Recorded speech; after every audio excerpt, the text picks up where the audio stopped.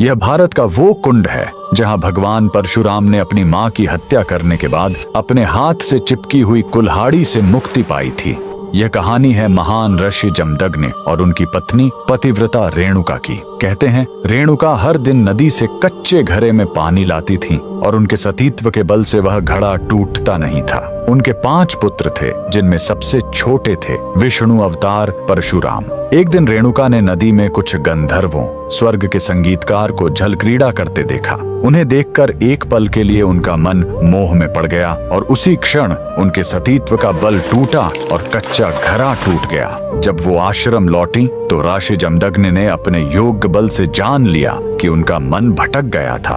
वो इतने क्रोधित हुए कि उन्होंने अपने पुत्रों को आज्ञा दी, अपनी मां का वध कर दो। जब चारों बड़े भाइयों ने मना कर दिया तो क्रोधित पिता ने उन्हें तुरंत पत्थर बन जाने का श्राप दे दिया। इसके बाद परशुराम ने पिता की आज्ञा को अपना धर्म समझा। उन्होंने भारी मन से अपनी कुल्हाड़ी उठाई और अपनी ही मां का सिर धड़ से अलग कर दिया। उनकी आज्ञाकारिता से प्रसन्न होकर जमदग्नि ने वरदान मांगने को कहा। परशुराम ने तुरंत अपनी मां को फिर से जीवित करने और साथ ही पत्थर बन चुके अपने चारों भाइयों को भी मुक्त करने का वर मांग लिया। सब फिर से जीवित हो गए, मानो कुछ हुआ ही न हो। लेकिन कहानी यहीं खत्म नहीं हुई। मातृ हत्या का पाप उस कुल्हाड़ी पर एक दाग की तरह चिपक गया और वो उनके हाथ से अलग ही नहीं हो रही थी। उस पाप से मुक्ति पाने के लिए वह दर दर भटकते रहे, लेकिन कोई भी तीर्थ उस कुल्हाड़ी को छुड़ा नहीं सका। अंत में वह पहुंचे पूर्वी हिमालय की लोहित नदी के किनारे और जैसे ही उन्होंने इस कुंड के जल को छुआ, चमत्कार हुआ।